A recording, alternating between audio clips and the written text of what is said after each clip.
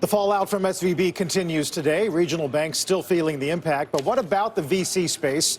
Our next guest still believes in the bank, keeping funds with SVB and encouraging his founders to do the same. Joining us at Post 9 this morning, Lerer Hippo managing partner Ben Lerer is with us. It's great to have you back, Ben. Thank you. So Happy to be here. How did you resist the forces that were saying get out late last week? It's been a long weekend, a long week. I think, look, SVB has been an incredible partner to the VC ecosystem for a long time, and I think there are arguments against some of the things that happened there, but generally we've been really, really happy for their partnership. I think keeping all of your money with any bank now feels crazy. Admittedly, on our sort of 2023 bingo card, SVB's failure was not one of the items that we were expecting, but we want them to survive. We want them to continue to exist. And so while keeping all of your money with them is, or frankly any bank, is not something that we advise, we don't want everybody running away because we want a buyer to come in and try to keep them in the ecosystem. Right. But you're not going to you're not going to diversify your deposits into 50 banks. No. Into a few banks, I think you need to have you need to have backups.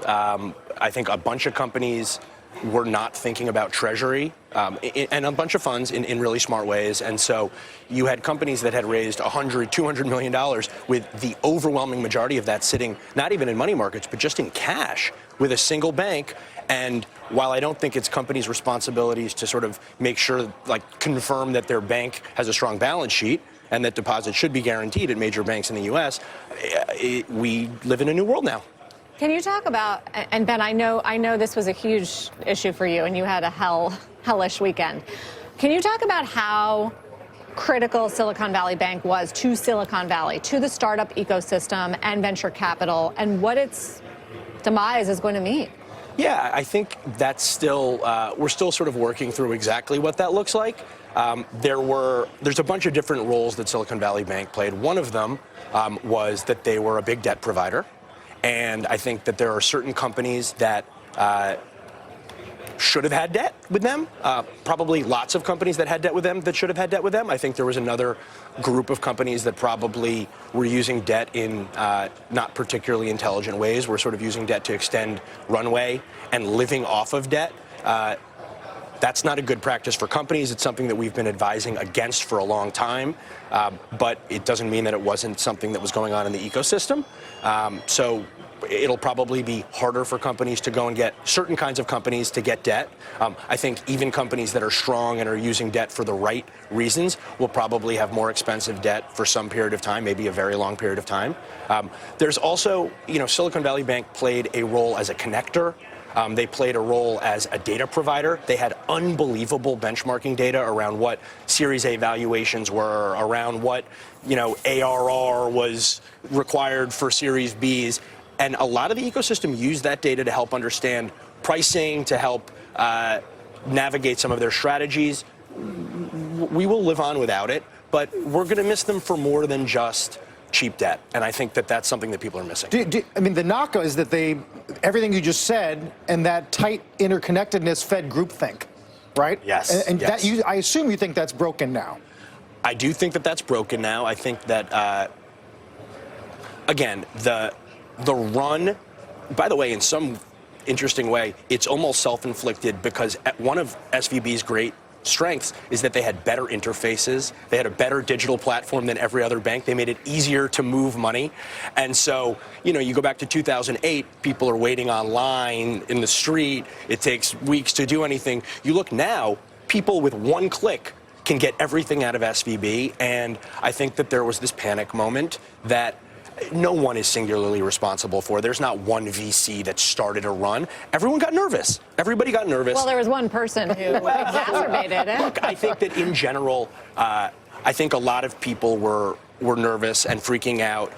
The advice that we gave founders was, we're not going to sit here and tell you to pull. There's questionable legality around sort of like starting a bank run. Like, we're not going to play that role, but we're also not going to say, you leave every penny there. What we said was, this is your decision. You are the fiduciary. This is your company. In almost every case, you control your board. You need to do what you think is right. We don't condone a bank run, but we also know that you need to do what's right for you. I think a lot of other funds behave the same way that we did. So, Ben, is it business as usual for you now? Would you go back to I've fundraising aged and 65 years. So no, it is not. I'd say it's business as usual in the context of we're continuing to deploy money, we're continuing to look for great companies, we're continuing to support our portfolio, but this is a shock. There's going to be a little bit of PTSD.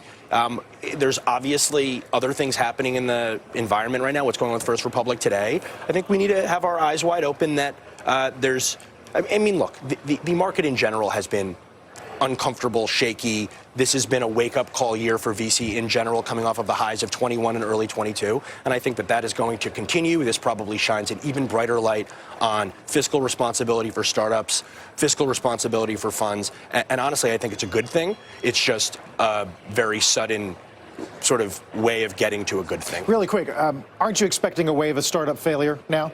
Not because of this. You don't think lending, I think that there's going to be a few, sure, like, at the margin, there may be some companies that were living in really dangerous ways. They were going to fail in 3 months. They might fail in 3 weeks now. But generally speaking, this is not going to cause a wave of startup failures. There is going to be a wave of startup failures because there was too much money in the system, because there's a disconnect between current valuation and past valuation. There's a bunch of companies that have been doing things somewhat irresponsibly. I think you were going to see that with or without this crisis.